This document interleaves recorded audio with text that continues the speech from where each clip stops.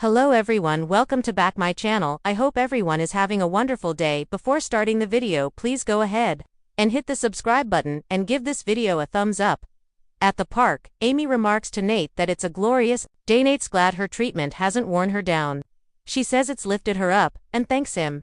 She has so much to live for now and will do her best to stick around. Nate sighs heavily. Amy makes sure her ringer is on for when Audra or Damian finally calls. She goes on about Demise and there being no cell service where they are in France. They must have so much to tell them. She tells Nate that hopefully he'll be able to take some time off when Lily and Devin get back. She knows her way around an office as well. Nate just wants her to focus on her health. Amy warns when Damian gets back, she'll be at Winters all the time. They might as well make her useful. Nate turns to her and warns he has something to tell her. It's not easy to say. Amy reminds him they've had hard conversations before. She never thought she would get better, but now, with Damian back and him and Audra on her side, she feels stronger than ever. He should just say what he has to say. He assures her it's not about her cancer. Nate tells her things overseas got messy. He spoke to Audra and then to Lily. Amy asks, "What about Damian?" She pleads, "Tell me about Damian." Nate says, "Damian died, Amy. Your son won't be coming home." Amy goes into denial and declares someone is lying. Nate tells her, Lily called. Amy argues that no one called her. She's Damian's next of kin. Nate says he and Lily wanted her to hear it from someone in person. Amy wants to hear it from Audra. Nate says he talked to Audra too. Damian died. I am so sorry. Amy asks if Damian was sick. Why didn't someone do something? She demands to know what happened to her son. Nate explains that someone on staff decided Damian was a threat and killed him. Amy rants, "My baby was murdered. Who was that man to take her son's life?" Nate continues on to say the culprit took his own life. Lily and Damian got closer and this man, Carter, thought he was in the way. Demise is Kane, Lily's ex. Amy rants that her son died because he cared about Lily. He gets a death sentence for that. Can Adam and Victoria call a truce?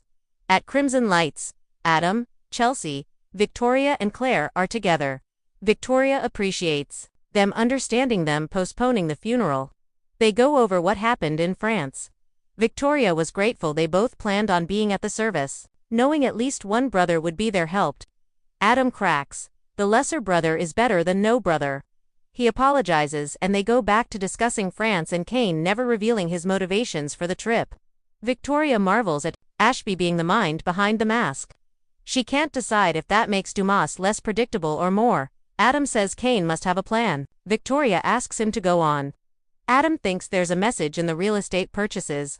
Maybe he's dropping hints given he likes to play games. Chelsea asks if Claire would like to take a walk with her. Claire thinks that sounds nice. They exit, and Adam tells Victoria that Claire is a lot like her. Victoria thinks she's more like her father. Her kindness and empathy. Adam's sorry they didn't have more time with him.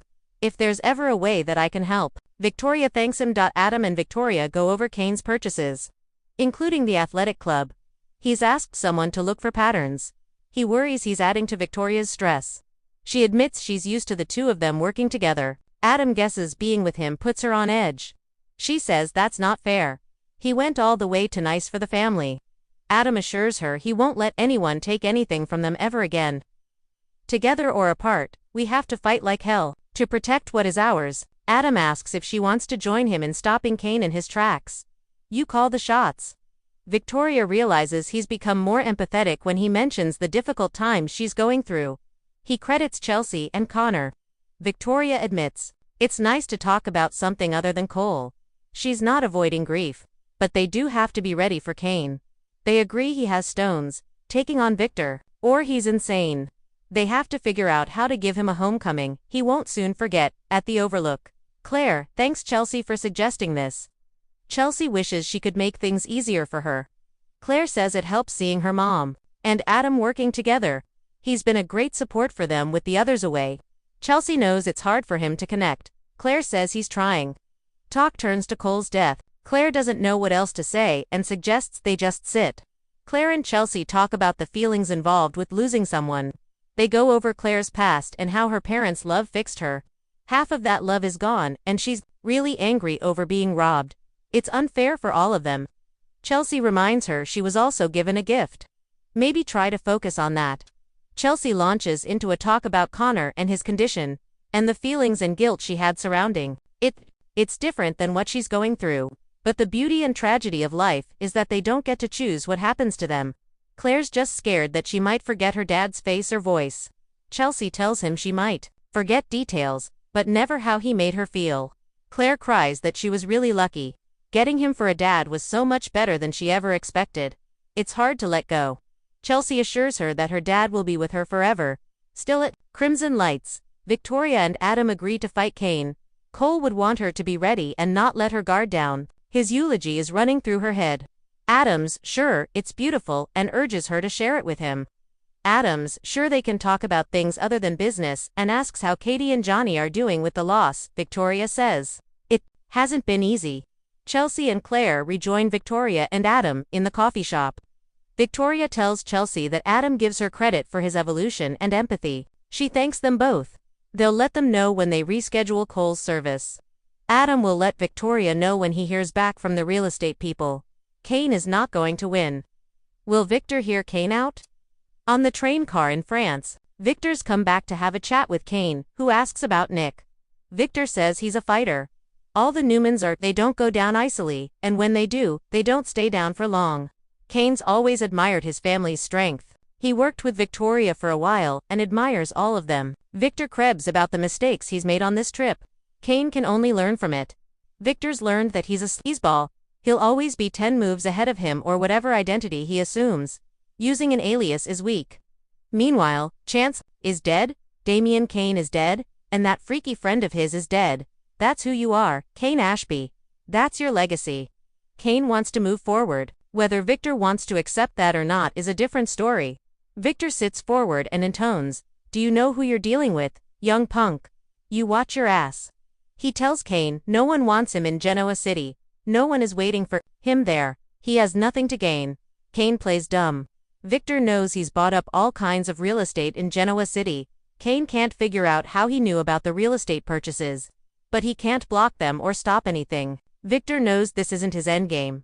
He'll figure it out. Just know it's my town. His big attitude will get him into trouble. It already has. Kane was hoping for peace, but if it's a fight Victor wants, Kane warns he'll get it. Victor loves it when people challenge him, so you watch out for what you wish. Victor intones that he locked up his son and then asked his creepy, robotic friend to kill for him. His son ended up in the hospital. He's not his friend. I'm your worst enemy, Victor warns. Kane says it doesn't have to be this way. Victor tells him if he can't resist the temptation to come to Genoa City, don't come near my family. What will happen in the final scenes?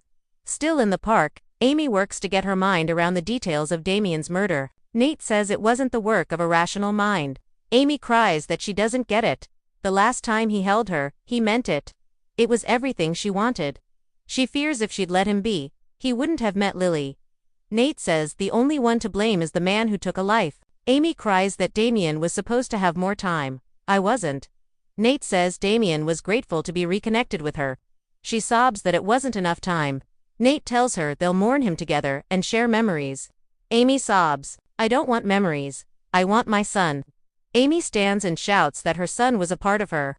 She'd know if he wasn't in the world anymore. Nate says, it's going to take some time. Amy insists Damian is not gone. My son is not dead because I'm still here. I'm still here. Nate holds her as she protests and sobs. She sags in his arms. At Newman Media, Chelsea tells Adam they should have Victoria and Claire to the house. She asks how it felt with Victoria. He admits it was awkward, but they go along. He changes the subject to Claire. Chelsea says she's in pain and feels cheated. She's strong and that will carry her through. Adam hopes Victor won't grind her down in the process. Chelsea's sure once Kyle's back, she'll have all the support in the world. Adam tells her there's no future for them. Victor will never let that romance survive. Back at the tack house, Victoria and Claire discuss Chelsea, who hasn't had it easy. Claire says talking to her today was helpful. Victoria's glad. The conversation turns to Kane Ashby. Victoria says they have to prepare as though he's a threat to the family. It won't end well for him. Adam's riled up, not to men.